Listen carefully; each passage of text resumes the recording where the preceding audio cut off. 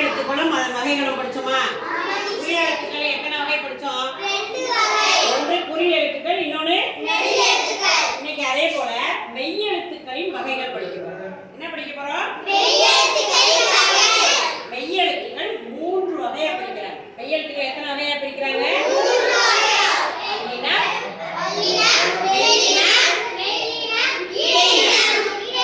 சொல்றத சத்தமா சொல்லுங்க. வல்லினம், மெல்லினம், இடையினம்.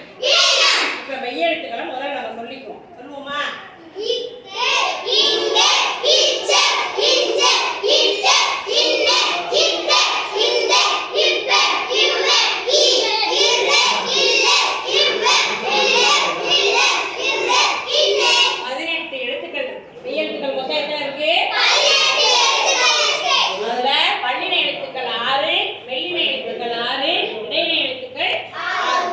வல்லினம் அப்படிங்கிறது எல்லாம் தலையில இருந்து, அதாவது வன்மையான ஒலி சத்தம்.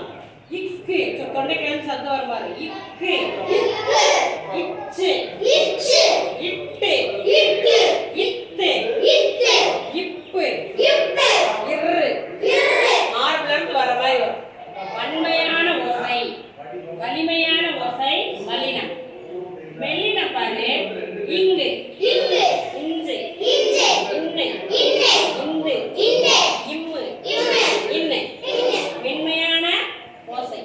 இடையினம் பார்த்தீங்கன்னா ய, ர, ர, வ, ர, ர.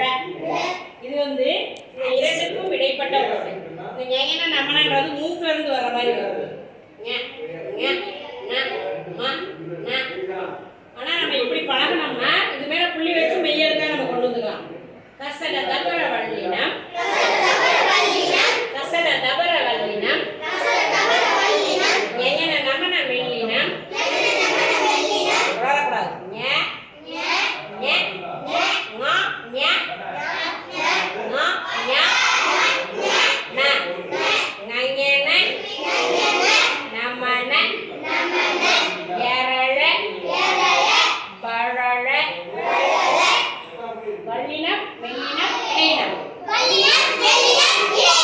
வல்லினம் மெய் எழுத்துக்கள். இக்கு, இச்சு, இட்டு, இத்து, இப்பு, இரு. ஆறுல இருந்து வருதா? நெஞ்சுல இருந்து வர மாதிரி வரும். மெல்லினம்.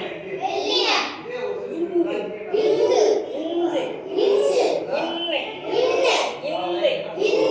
இம்மு, இன்னு.